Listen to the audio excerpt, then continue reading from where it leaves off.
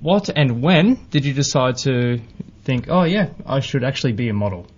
Well, actually, I had my first modelling job when I was about 14 with Girlfriend magazine. It's similar to Dolly's for young girls. And that was kind of my first taste of modelling, and it was a lot of fun. I got to meet some of my, idols in the pop world way back then. So that was my first job, and then I moved into, doing some commercials and other things like that. And then when I started the agency, by that time I'd done quite a lot of modelling, specifically for Playboy, cover of Playboy, and a lot of things for Black and White magazine. I had some great experiences, and that's when I started the agency. Reading your website and your book, actually, which is Casting Couch Confidential, which is a great read. Thank you. You're not blushing too much, I hope. Well, it's published by the good people of Pan Macmillan. That's correct. And $30 at any good bookstore. That's right. It's actually a bit of a fly on the wall look at modelling, what really happens. The stories about drug-filled orgies and what really happens, and people being taken advantage of, and funny stories and sad stories. So it's an honest look at what really happens. Some of them, they reckon that they sold themselves out to get to where they actually are now. Yeah, it's a really tough industry. It's an industry of creating a dream, and the thing is that a lot of these people have always dreamt of being a model, but perhaps they don't have the necessary things to be a success at what they're doing. And really, modelling is a tough game. There's a lot of very beautiful girls and guys in Australia, and lots of different agencies. So it's a lot of competition and a lot of rejection, and some people just can't handle that. But there are some girls and guys who've actually said, yeah, you know what, I've been on the casting couch and I'm happy for it, and it got me this and it got me that, and that's all fine. But then, of course, as you say, there's people who perhaps are a bit younger and who really have been quite badly hurt by a photographer or perhaps even abused, and that's something quite serious. And writing the book was great because we had a lot of models who contacted us who said, thank God, at least now we know that that's not normal, and even mothers who've written to us and thanking us for their help, for our help, with helping models really work out what's right and wrong, and that's important. I now can't look at a Ralph FHM magazine or even just an advertisement without thinking of what actually happened with the experiences that people have gone through. That's right. Hours and hours and hours of hair and makeup, and lots of little tricks with lighting and camera angles to make them look the best they can be. I mean, do you want to be a model, dude? Me? Yeah. No, I don't. I think that there's a deep-seated desire for you to be a model. Well, I've had the potential. Maybe your listeners can say whether they believe that or not. Yeah, well, my photo's on the website, so I'm not I'm not exactly crash hot, have the perfect body, but I reckon that if Jeff puts me through a training technique, then I might be able to.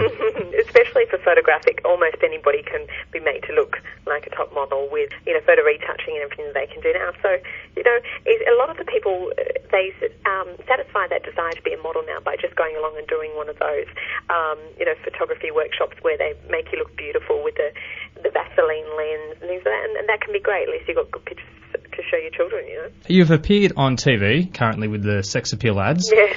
Inside Sport, guest appearances on several TV shows. You've also have your own article in FHM, which I read all the time. So I'm a big fan, yes. And you've co-hosted a show with Ugly Phil on Triple M. That's right. And you've constantly appear on social pages of major newspapers, and now you're one hell of an author. Is there anything that you haven't done yet? A lot. I'm always looking at new things to do. I think that anybody who waits around and thinks, oh, well, I've written a book, I can just sit back and relax, that's just stupid. So it's my life is a business, and always looking for the next big thing, and making sure that I diversify what I'm doing business-wise, so I'm not putting all my eggs in one basket. So lots of different things. Currently with radio, I've got a new book coming out in May called Bessie's Body Secrets, and I've got a food range coming out with that as well. And, of course, FHM, so you just always have to be looking at something new, and there's certainly a lot more that I want to do. Jeff Barker, who starred as Commando in Gladiators a few years back, is a former naval recruit, and he's now a model. Was it love at first sight when you two met? Yeah, we knew of each other through other people, and we went out. I went out one night, saw him in a nightclub, and it was it was instant attraction. And we were both looking to have some fun and meet someone new. And so we've been together for 7 years now. So it's been a long time, but we're very happy. Congratulations. Thank you. He also does, aside from all the writing and all those things and looking after me and the direction, he also does all the websites. So everything that you've seen there, all the photographs and the upkeep, he organises all that and does a great job.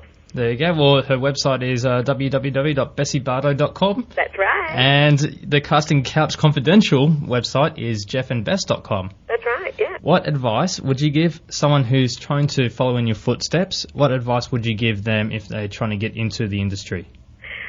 Well, I think the most important thing is to get yourself started, to go out and get some nice photographs, to go and see some agencies and try and go with the best agency that you can that's got the best reputation. And then be easy to work with, accept the jobs that perhaps don't pay you a lot of money, but they're for a museum or for a client that's going to be worthwhile later in life. So be easy to work with, have no problems with photographers, and, maybe send a little thank you card to clients afterwards. It's really not that hard to succeed if you're a nice person and you don't get too full of your own success too soon, and that's a big problem that people make. So just, get in there, have the inspiration and the confidence to do it, but do accept that if you find it too difficult, just move into a slightly different area. You've done the front cover of one of the Sydney CDs compilations. It's called Sydney, the Sex, the City and the Music. That's right. So it's Sydney, Sex and the City and the Music. That's right. It's Petrol Records have actually done a special on various cities around the world, and New York is coming up, and Sydney has been really successful and has just gone to Virgin Megastores in Times Square and Union Square in New York are featuring it at the moment. So it's doing really, really well overseas as well as Australia. Wow, so your bum and the rest of your body parts are going all over the world. I'm plastered all over the world. I love it.